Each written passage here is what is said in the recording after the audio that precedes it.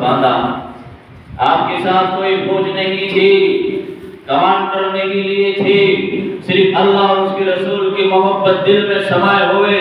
اپنے غلام اسلم کو لیا، ساتھ میں ایک اونٹنی لی، اس لیے کہ خلیفہ وقت تھے، لیکن بیت المال سے اور عوام کے پیسے کو بڑے محفوظ جگہ رکھا کرتے تھے، فضول خرچی نہیں کیا کرتے تھے. یہی کون چلا مدینہ سے، کون چلا؟ وہی عمر چلا جو منبر پر بیٹھ کر کہے یا سارے الجبل، ہوا اس آواز کو سینکڑوں میل دور لے جائے. مدینہ سے کون چلا؟ وہی عمر چلا جس کی حکومت ہوا پر بھی تھی، جس کی حکومت پانی پر بھی تھی، جس کی حکومت زمین پر بھی تھی. یہی عمر چلا، اور عمر چلا جب یہاں سے تو اس طریقے سے استقبال ہوتا چلا گیا.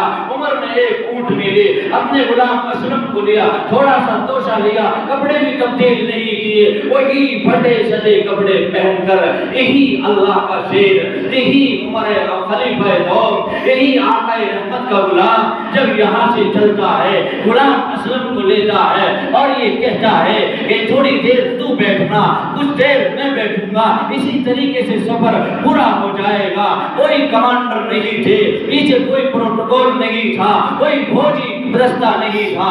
چلے اور چلتے ہی چلے گئے، اور جب بیت المقدس کے قریب پہنچتے ہیں، راستے میں ایک نالا آ جاتا ہے، کچکڑ آ جاتا ہے. عمر رضی اللہ تعالیٰ عنہ کا جوتے کا تسمہ ٹوٹ جاتا ہے. ایک ہاتھ میں جوتا رکھتے ہیں، دوسرے ہاتھ میں نکیل رکھتے ہیں. اونٹنی پر غلام موجود ہے، کہتا ہے اے امیر المومنین آپ کو بیٹھنا چاہیے. اے امیر المومنین یہ حماقت ہوئی، یہ بے عزتی کا معاملہ ہے. آپ بہت بڑے زمین کے، آپ دنیا کے بادشاہ ہے، 22 لاکھ مربع میل کے بادشاہ ہے. آپ کی حکومت زمین پر چلے. جب مدینے کی زمین ہلے، آپ نے پاؤں مار کر کے کہا تھا یہ زمین کیوں ہلتی ہے؟ کیا عمر نے انصاف نہیں کیا؟ کیا عمر کے دور خلافت میں بکریاں اور بھیڑی ایک جگہ نہیں چلتے؟ اے زمین کیوں ہلتی ہے؟ زمین رک جاتی ہے. دریائے نیل بغیر بھیج دیے نہیں چلتا تھا، سوکھا پڑا تھا. آپ نے چٹھا لکھا اے دریائے نیل اگر چلنا ہے، رب کی مرضی سے چلنا ہے تو چل، ورنہ تیری ضرورت نہیں ہے. دریائے نیل بھی شرما گیا اور آج تک اسی نہج پر، اسی طریقے پر چل رہا ہے. یہی عمر جب چلے، بیت المقدس کے قریب پہنچے اور وہاں کے علماء، یہودی علماء اور ایک کے علماء آگے بڑھ کر کے دیکھ رہے ہیں کہ یہ کون آ رہے ہیں سادے سے لباس میں.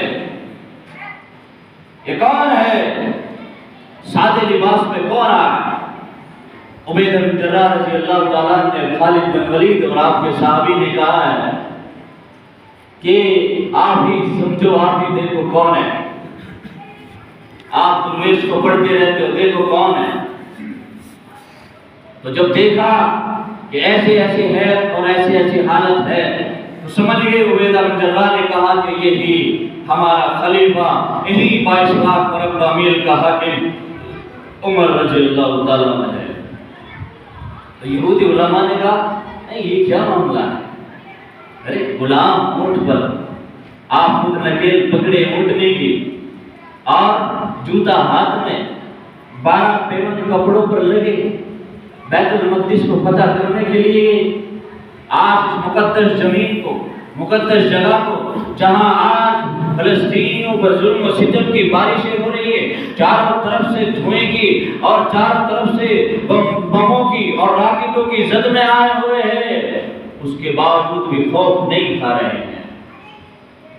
حضرت عمر رضی اللہ تعالیٰ نے پہنچے اور جب وہاں قریب پہنچے تو سیدنا عمر رضی اللہ تعالیٰ عنہ کو دیکھ کر اور تیرے توریت کی آیتوں پر نظر دوڑا کر یہودی علماء نے جا کر کے آگر کے بڑھ کر کے ان کا استقبال کیا اور یہ کہا کوئی جنگ نہیں چاہیے، کوئی مارکا نہیں چاہیے، یہ چابی ہے، ان چابیوں کو تم رکھو، ہمیں کوئی لڑائی نہیں چاہیے. ایک وقت یہ بھی تھا، ایک زمانہ یہ بھی تھا، ایک زمانہ یہ بھی ہے، ایک زمانہ سلطان صلاح الدین ایوبی کا بھی تھا، ایک زمانہ یہ بھی ہے، ایک زمانہ طارق بن زیاد کا تھا، اب کا زمانہ بھی ہے، ایک زمانہ محمد بن قاسم کا تھا۔ 18 سال کی عمر کا عمر رضی اللہ تعالیٰ عنہ کا خون اپنی رگوں میں لے ہوئے اور سندھ کو فتح کر کے راجہ طاہر کو شکست دے کر کے اپنی بہنوں کو اس کے چنگل سے چھڑا کر کے اپنی نوجوان بہنوں کو ان کے آنچل میں اپنا سر رکھ کر کے یہی محمد بن قاسم اپنی بہنوں کو چھڑا کر کے لے جاتا ہے۔ ایک زمانہ یہ بھی ہے کہ یہی نوجوان آج بزدل ہو گیا ہے، آج اس کی ہمت پست ہو گئی ہے، آج یہ مغربی دنیا میں پڑ گیا ہے، آج اس کے بال وہ بال نہیں رہے جو رسول اللہ دے کر کے گئے تھے، آج اس کا لباس وہ نہیں رہا جو رسول اللہ دے کر کے گئے تھے، آج اس کی زبان وہ نہیں رہی جو رسول اللہ دے کر کے گئے تھے۔ پھر کہاں کی کامیابی چاہتے ہو؟